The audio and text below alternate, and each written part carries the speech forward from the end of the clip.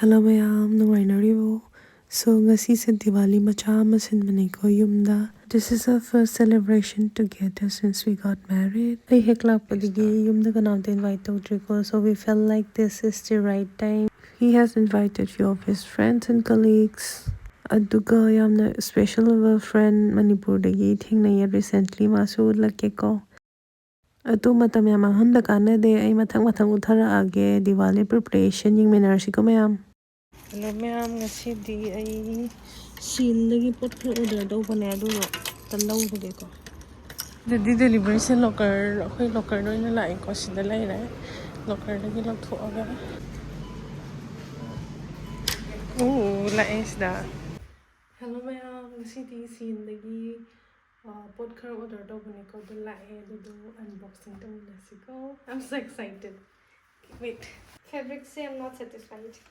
See? It's gonna be useful. We have fake flowers. Oh, I hate the smell so bad. Okay. I like this. See what the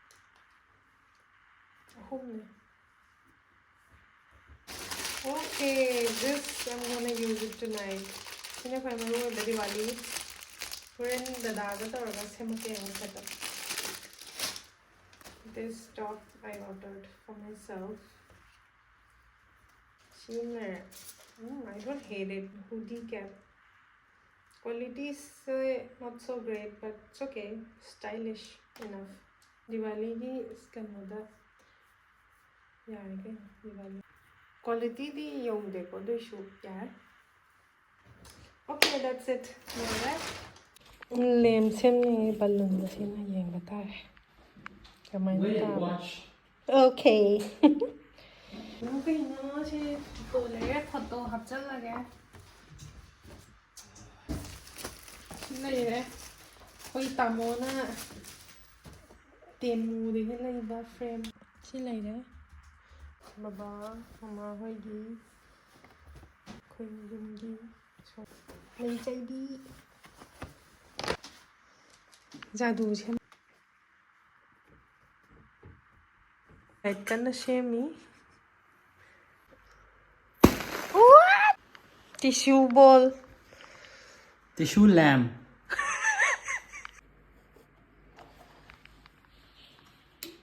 Oh wow. Amuka semo jojo. Enjoy. Nagari niyo.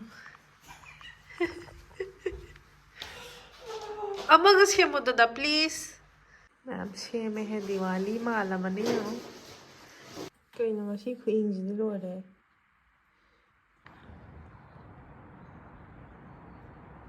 Hojik ayuk ki pung nipan ta da ngari. Kaya nga tawramay bifibams. Hello again ma'am. So, asidagi hingjang khara thongtokpa haramani ko actual party di hayeng ne do hayeng loimak tawba ngamoy do na ngasi tangkhaya ma hotnajaramage. Ahanbada chole hana thongage ko adagi keno lere sambar ama lere adaga mix page ama tawrani paneer gob kanadi gobi kaika adagi utti de hayeng thongdoine. Ado first da chole hana prepare tawrage ko Chule thongbada chamana khar hapo hai ko machu je murab tawraga leina ba adu ngak sohal lage. I think my hapadi chanda protection. No have the problematic way de mal ani rak whistle ka mage ko. Ya pani ko. Thongga chai sala. Ani rak kam ge ko sing le. Ani rak kam da dia ar man be ai gi cooker sam pick ha ba. Lai ra bi cooker. Si bung la kam ge ko. Okay. First round. I don't have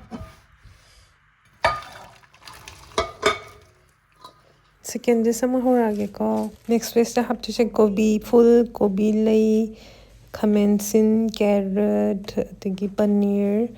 Yengo matang lage. Atay vegetables commencing ga beans ka jahamni ko. Ulage matang yung biro. This is not quite the best way.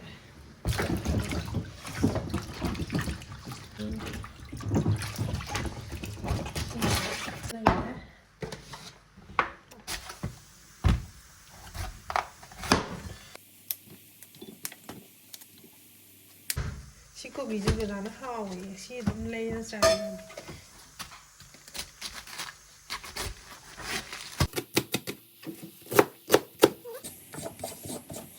Carrot ꯈꯣꯛꯄꯗ ꯈꯨꯠ ꯆꯠꯈꯔꯦ ꯌꯦꯡꯉꯣ ꯗꯗꯥꯅ dressing ꯇꯧꯕꯤꯔꯦ ꯑꯗꯨꯅ continue ꯇꯧꯔꯒꯦ ꯚꯦꯖꯤꯇꯦꯕꯜꯗ ꯃꯥ chop ꯇꯧꯖꯔꯒꯦꯅ ꯍꯥꯏꯌꯦ ꯁꯤꯗ ꯂꯩꯔꯦ mix vase ꯑꯃ ꯑꯅꯤ ꯁꯣꯂꯦ ꯑꯃ ꯊꯣꯡꯊꯔꯛꯑꯒꯦ ꯑꯗꯨꯒ ꯁꯝꯕꯔꯒꯤꯗꯤ ꯁꯦꯝꯗ꯭ꯔꯤ ꯂꯥꯛꯑꯒꯦꯀꯣ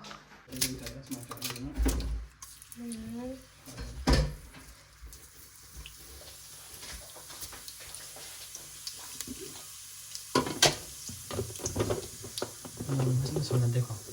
Mabem sana dekho.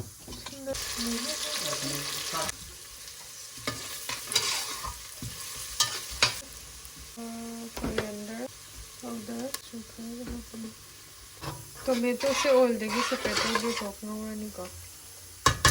Degi separate tawre ko sa. Na makhon tana ba dadana. Ikra hapo. Oh yeah, right.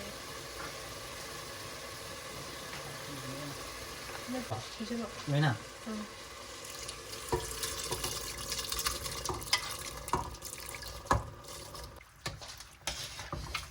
Hinjang mo horage ko sambar. Lentils. See.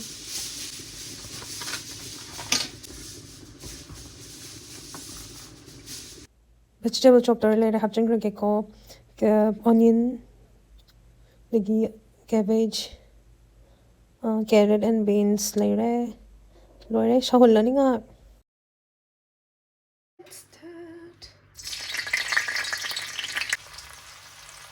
Sope arani. Duga dadana ising da hapaga thammo ese. Ise tawna ba ising da hapaga thammo. Ani hape khande isu. Wan hada min tawda. Kalle sino wata paneer se kalle le hai. Sisi ki paste sem doi ni ko. There's tea as well. Sa malole. Kobi ngawre somda. Somda na. Masala semi. Wale.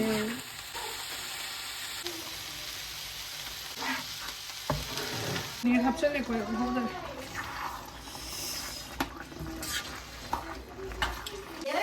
Today these beds are getting ready for sleepovers. Dadagi kalika malay mathakta adigi machanupi ni ko aduma health to wala inai.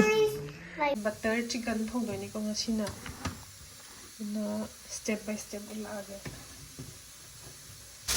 Marinate tawra thomani. Chicken ge hana tawde ni ko. Aduga Digi fadana marinate tawra ni tawde ni garam hawi ko.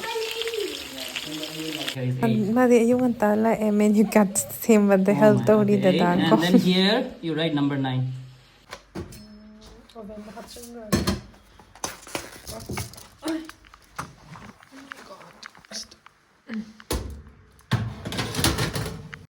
Butter chicken amuk thongba horage ko ngasidi ado sim kanu ngasai gi kanu do sizinage dum thause.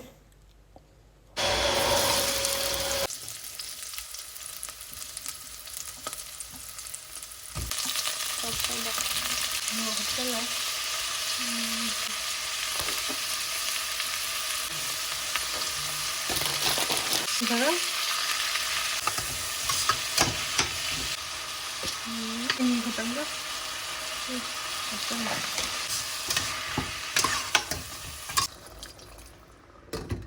adagi maru marang spices hapchale ko hujik kanogi gravy do khatang inhalaga blend tawgadamne adudo imbangai ngai na ai chicken thong to horage tawne Masay style hay do kan ai gi style hay ta mata ngai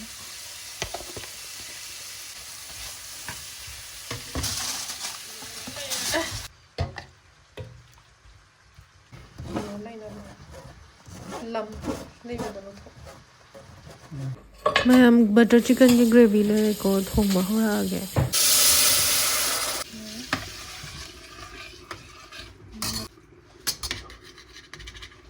यो बस अपन हाथ पे दो कन्नू ले को gravy से मैं ना छोड़ लेनी ꯁꯣꯝꯗ ꯆꯤꯛꯀꯟ ꯊꯣꯡꯉꯤ ꯀꯟꯅ ꯉꯧꯔꯤꯕ ꯑꯇꯣꯞꯄ ꯁ꯭ꯇꯥꯏꯜ ꯑꯃ ꯁꯣꯝꯗꯅ ꯑꯇꯣꯞꯄ ꯁ꯭ꯇꯥꯏꯜ ꯑꯃ butter chicken this is normal chicken ꯀꯩ ꯀꯧꯒꯦ Indian chicken ꯍꯥꯎꯗꯣꯏꯗꯤ ꯃꯥꯜꯂꯦꯀꯣ ꯑꯗꯣ ꯈꯪꯗꯦ ꯍꯣꯔꯦꯟ ꯆꯥꯔ ꯈꯪꯉꯦ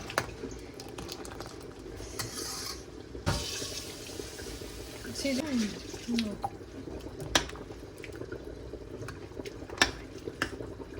ꯃꯌꯥꯝ ꯕꯇꯔ ꯆꯤꯛꯀꯟ ꯂꯩꯔꯦꯀꯣ ꯁꯤꯗ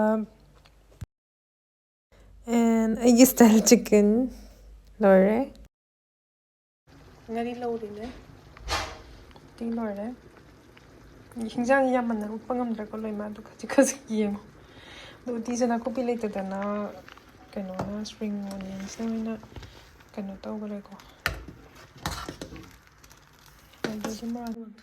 ꯎꯇꯤꯁꯨ ꯂꯣꯏꯔꯦ ꯐꯗꯤꯒꯣꯝ ꯍꯥꯞꯄꯒ ꯊꯝꯃꯦ ꯑꯗꯨꯒ ꯑꯩꯈꯣꯏꯒꯤ ꯅꯦꯕꯔꯅ ꯄꯨꯔꯤ ꯄ꯭ꯔꯤꯄꯦꯌꯔ ꯇꯧꯋꯦ ꯑꯗꯣ ꯃꯥ ꯃꯊꯟꯇ ꯇꯧꯕ ꯌꯥꯔꯔꯣꯏꯅ ꯑꯩꯈꯣꯏ ꯍꯦꯜꯞ ꯇꯧꯕ ꯂꯥꯛꯑꯦ ꯑꯩꯒꯤ ꯃꯩꯇꯩ ꯏꯃꯥꯟꯅꯕꯤ ꯑꯃꯁꯨ ꯂꯥꯛꯑꯦ ꯏꯕꯥꯅꯤ ꯇꯧꯔꯒ ꯍꯦꯜꯞ ꯇꯧꯃꯤꯟꯅꯔꯦ ꯁꯦꯠ ꯑꯞ ꯇꯧꯔꯤ ꯍꯧꯖꯤꯛ ꯑꯦꯃꯜꯗꯥꯅꯦ ꯑꯦꯃꯜꯗꯥ ꯍꯥꯏ ꯍꯥꯏꯔꯛꯑꯣ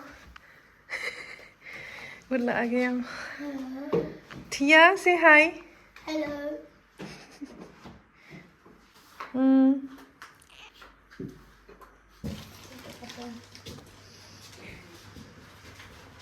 Hello.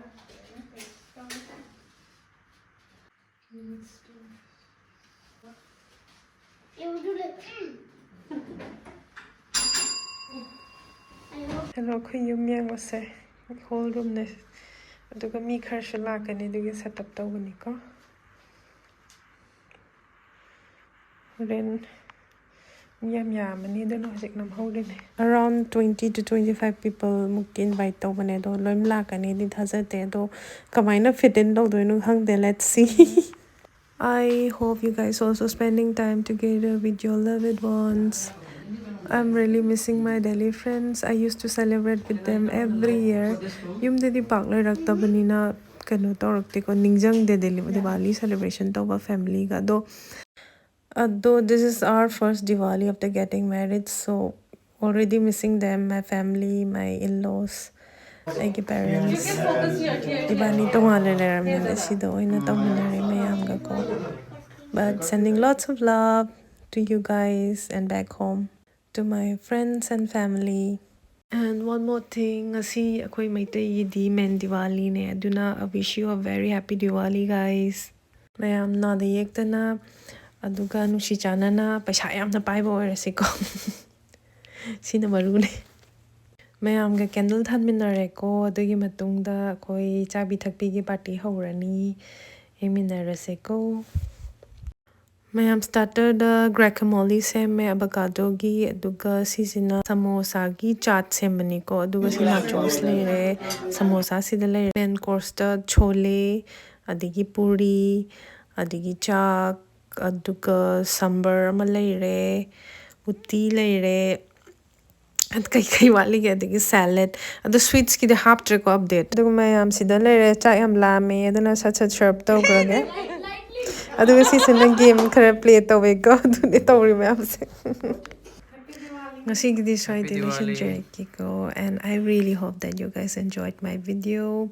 I'll see you very soon in the next content. Bye bye, thank you and happy Diwali.